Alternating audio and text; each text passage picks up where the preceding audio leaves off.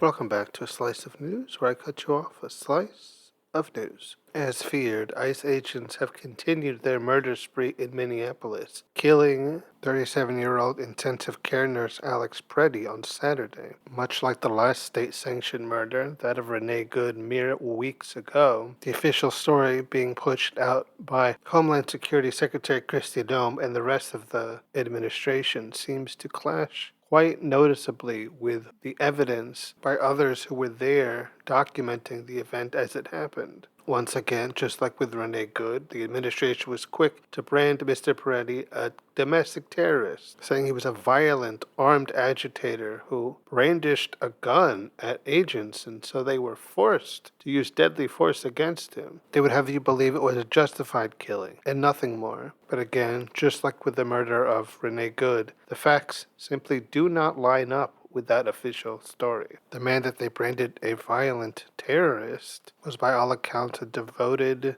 caring, intensive care nurse who loved his patients, enjoyed mountain biking, who had no criminal record and reportedly had no interaction with law enforcement at all prior to this, beyond a couple of traffic tickets. While it was true that Mr. Peretti did own a gun, he also had a concealed carry permit, which made owning and possessing that gun completely legal. When he saw a woman being pepper sprayed by ICE agents, he stepped in to shield her. ICE agents then descended upon him, disarmed him, and then shot him to death in what could not be called anything other than an execution. The supposed gun officials say he brandished at agents that justified his killing has been confirmed by multiple videos to have been a cell phone. The actual gun that he had was never unholstered except by agents when they took it off his person prior to killing him. Alex Pretti was a good, caring man who did not pull a gun on federal agents. Much like Renee Good, he was murdered by those agents for the crime of getting in their way. Once again, the government says they didn't do anything wrong, and actually, it's the victim's fault for making them kill them. For so long, gun-loving Americans claimed that the right to bear arms was sacrosanct, that it could not be infringed, and as long as they did it legally, owning and possessing a gun was completely fine. But now we have the government essentially saying his possession of a gun was all the justification they needed to shoot him in the head and kill him. And the silence by those gun advocates in the wake of this murder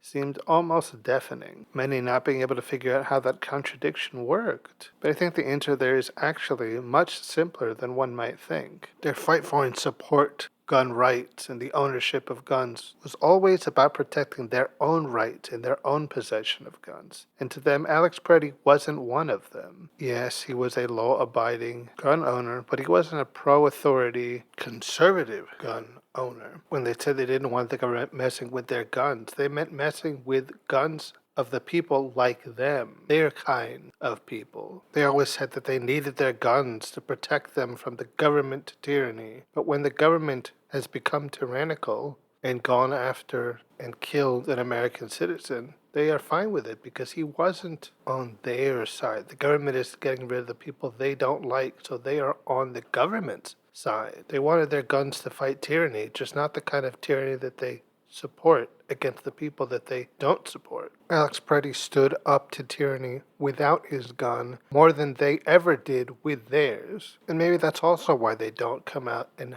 make much statements, because it would make their entire argument fall apart. If government agents can kill a man for having a gun, then the Second Amendment does not protect you. If you say you need your gun to fight tyranny and then come down on the side of the tyranny, you've lost your claimed justification for needing them.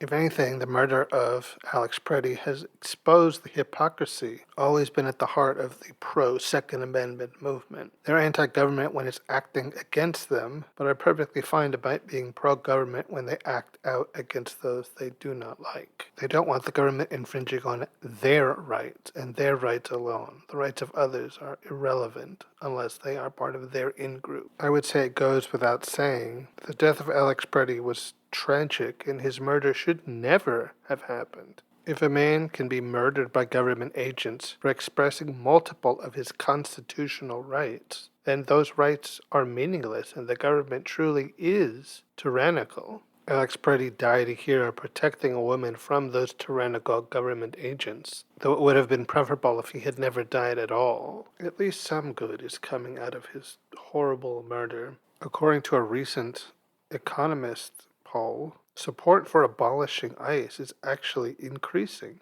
amongst Republicans. At the beginning of the month, 15% of responding Republicans said they were in favor of abolishing ICE. And now that number has risen to 19%. And while the percentage is still concerningly low, and that jump from 15 to 19 is not extreme, it shows that the reckless and murderous actions of these government agents is slowly starting to be too much even for those that support them the most. While the administration continues to push out their propaganda and how fantastic and great ICE is and how they're only doing their jobs and saving the nation from the evil illegals and criminals, more and more people are seeing through those manufactured lies to see the truth, that ICE is little more than a government-sanctioned death squad killing any opposition, and are less a tool to enforce the law and more a tool to enforce social control and compliance. By murdering people like Renee Good and Alex Pretti, they push the narrative that the only answer is to comply, and that death is the sentence that they are willing to carry out when you don't.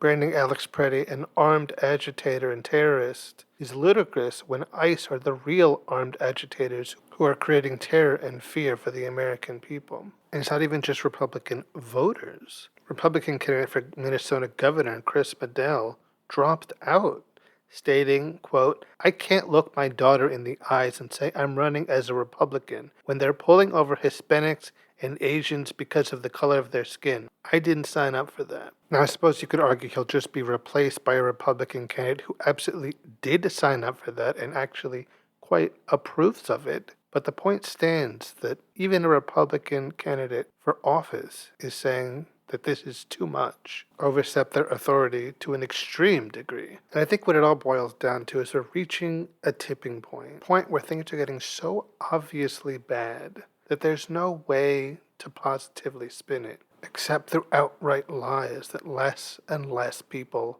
are buying into, where the cruelty and outright evil of ICE cannot be justified, cannot be spun, cannot be accepted any longer. And while it may begin with immigration enforcement, it will not end there. People are fed up with what they are seeing their government do to their fellow Americans. And it seems very clear that it will not be long before they do something about that. Not with sternly worded letters to their state representative, not with cleverly written protest signs, but with real action that cannot be suppressed or ignored. Alex Pretti's murder by ICE agents is one of the first killings by government agents that both sides of the political aisle feel was wrong. Sure, there's so many on the right who feel he shouldn't have brought a gun, even if it was just concealed and unused, to a peaceful protest. And the government agents were just doing their job and did what they had to do. But the fact there's even a little pushback from the right says a lot. They are people who never push back against the government because they love when the government subjugates those they do not like. But at the same time, Alex Pretti was a white man with a legally possessed firearm. So if they could come and murder him, they could be next, and they don't like that idea. If they could get him, maybe that might be next. When ICE went against foreigners, it was fine. They were probably criminals anyway, and besides, they aren't foreigners. When ICE came against minorities, even if they were U.S. citizens, well, it didn't matter. They aren't people of color. When ICE came after Renee Good, it was okay because she's a woman and an LGBT, and I'm not either of those things. But when ICE came after Alex Pretti, a white, straight man, and one who had a gun, that is where they draw the line. They say, okay, that is too much. If ICE is going to kill a white, straight, gun-owning man, now we care, they say. I won't go as far as to say that Alex Pretti was a martyr. I don't feel that terminology is appropriate in this context. But I do feel like his death may have started something, a positive something. It's helped to open the eyes to those who have had their eyes willfully closed to the horrors that surround us for so long because they felt that it didn't affect them. So it was okay to just ignore it or justify it. As support for ICE begins to melt away, their power will likewise start to melt away. ICE can't just go around killing anyone they feel like, and the public on both sides of the aisle is starting to show that they agree. The administration has turned ICE into a death squad that they've turned against their political and ideological enemies. And people are saying they're not going to take it anymore, and it's going to stop being just words, and it's going to start being actions. And even the worst student of American history knows what happens when the American people become fed up with a tyrannical government that kills its own people purely for opposing their oppression. Alex Pretti should never have died at the hands of ICE agents, but his death will not have been meaningless. He will be remembered by everyone who knew him for the man he was and the selfless act that he committed at the end of his life, dying to protect another person. And he will inspire others to stand up to the oppression around them, and the power that the administration uses to oppress the people will finally begin to erode. Alex Pretti did so much good in life. He helped so many people, and was someone we should all aspire to take inspiration from. And even in death, he will continue to do good and inspire people to stand up for what's right, and maybe help to spark the change we've all been sorely hoping for. I think that would be a perfectly appropriate legacy. Alright guys, that'll be it for this episode of A Slice of News. I've been your host, Mr. Slice, and until next time, when I cut you off, another slice of news. And don't forget to rate and review the show on Spotify and Apple Podcasts.